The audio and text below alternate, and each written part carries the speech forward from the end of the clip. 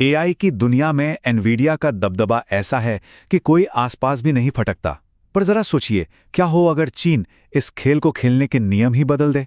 आज हम चीन की एक बहुत बड़ी, बहुत जोखिम भरी रणनीति को समझने वाले हैं। एनवीडिया से सीधी टक्कर लेने के बजाय ब्रेन चिप्स पर दांव लगाकर एक नया रास्ता बनाना। और यहीं से उठता है सबसे बड़ा सवाल, क्या दिमाग की तरह सोचने वाले चिप्स बनाकर चीन दुनिया की सबसे पावरफुल टेक कंपनी को सच में मात दे सकता है?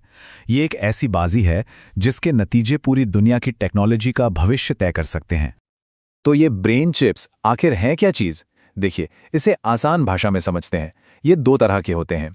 एक वो जो हमारे दिमाग की बनावट की नकल करते हैं, इन्हें न्यूरोमॉर्फिक कहते हैं, और दूसरे वो जो सीधे दिमाग से जुड़ जाते हैं, जिन्हें हम ब्रेन कंप्यूटर इंटरफेस यानी बीसीआई कहते हैं।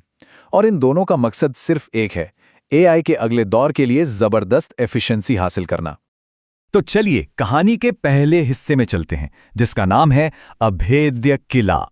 ये समझने के लिए कि चीन को एक अलग रास्ता क्यों चुनना पड़ा, पहले एनवीडिया की उस ताकत को समझना होगा जिसे भेदना लगभग नामुमकिन सा लगता है।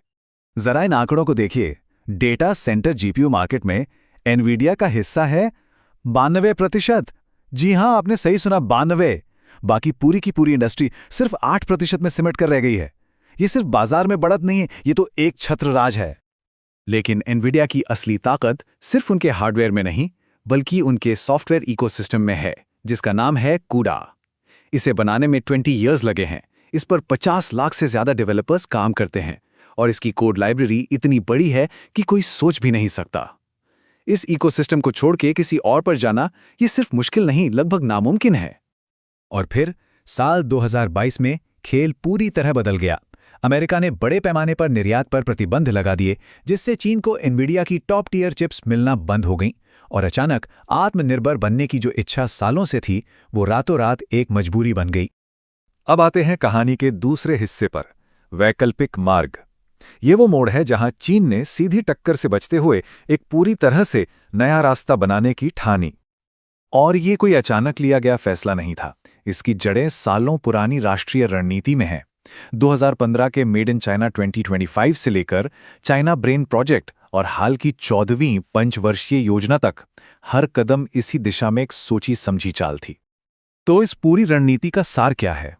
वो ये है, अगर मौजूदा खेल जीता नहीं जा सकता तो खेल को ही बदल दिया जाए। चीन एक ऐसे भविष्य पर दांव लगा रहा है जहां आज के नियम कायदे शायद लागू ही ना हो, और ये दांव है दिमाग से प्रेरित कंप्यूटिंग पर। ठीक है, तो चलिए अब इसमें थोड़ा और गहराई से उतरते हैं और समझते हैं कि आखिर दिमाग की तरह कंप्यूटिंग करने का मतलब क्या है। पारंपरिक चिप्स की सबसे बड़ी समस्या है एफिशिएंसी।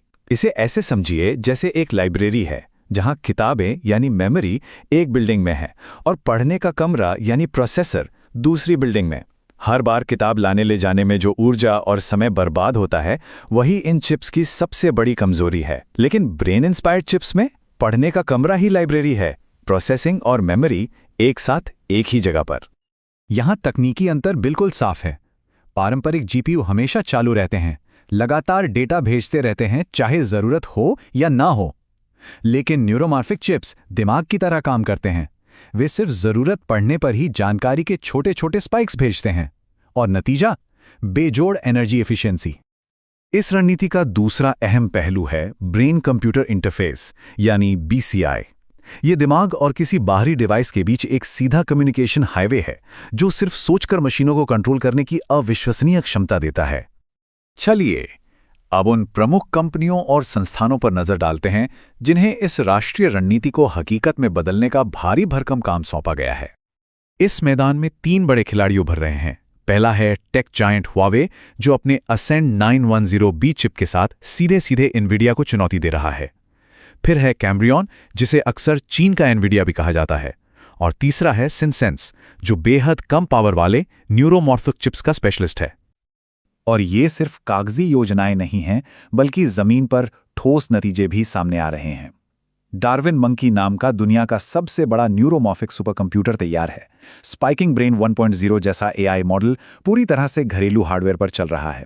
और तो और बीसीआई के सफल इंसानी ट्रायल भी हो चुके हैं, जहां एक लकवाग्रस्त मरीज को फिर से अपने शरीर पर नियंत्रण मिला।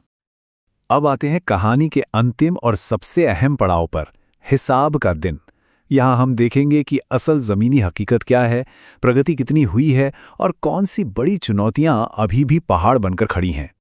तो सवाल उठता है, क्या ये चीनी चिप्स टक्कर दे पा रही हैं?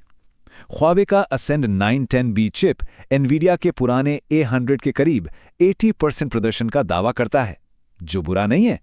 लेकिन हकीकत यह है कि AI की असली अत्याधुनिक ट्रेनिंग के लिए दुनिया अभी एनवीडिया के लेटेस्ट H100 पर ही निर्भर है। और शायद सबसे बड़ी खाई हार्डवेयर में नहीं बल्कि सॉफ्टवेयर में है। चीन का हार्डवेयर बेशक आगे बढ़ रहा है, लेकिन हुआवे के कैन जैसा सॉफ्टवेयर एनवीडिया के मजबूत और भरोसेमंद कूड़ा प्लेटफॉर्म से आज भी सालों पीछे है। डेवलपर्स का भरोसा जीतना एक लंबी और बहुत कठिन लड़ाई है। इसके अलावा 3 और बुनियादी बाधाएं हैं। पहली, सबसे एडवांस चिप बनाने के लिए जरूरी EUV लिथोग्राफी मशीनों की कमी। दूसरी, दुनिया के बेहतरीन सेमीकंडक्टर इंजीनियरों की कमी। और तीसरी, एक मजबूत डेवलपर इकोसिस्टम बनाने की चुनौती, जिसमें सालों नहीं दशकों लग सकते हैं। तो इन सब के बीच AI का भविष्य कैसा दिखेगा? चलिए इस बड़ी बाजी के कुछ संभावित नतीजों पर नजर डालते हैं और देखते हैं कि दुनिया के लिए इसका क्या मतलब हो सकता है। यहाँ 3 रास्ते खुलते हैं। सबसे संभावित है विभाजन, यानी दुनिया 2 अलग अलग AI इकोसिस्टम में बंट जाएगी, एक अमेरिका और एनवीडिया पर आधारित और दूसरा चीन के घरेलू सिस्टम पर। दूसरा रास्ता है एक बड़ी न्यूरोमॉर्फिक सफलता, जहां चीन का दांव काम कर जाए और वो इस नई टेक्नोलॉजी का लीडर बन जाए। और तीसरा है धीमी दौड़, जहां चीन एक पीढ़ी पीछे रहते हुए धीरे धीरे फासला कम करता रहे। तो इस पूरी कहानी से 3 बातें साफ हैं। पहली, ये चीन की एक सोची समझी लंबी रणनीति है। दूसरी, ये एक दौड़ है, क्या ब्रेन चिप टेक्नोलॉजी पारंपरिक AI से ज्यादा तेजी से विकसित हो पाएगी।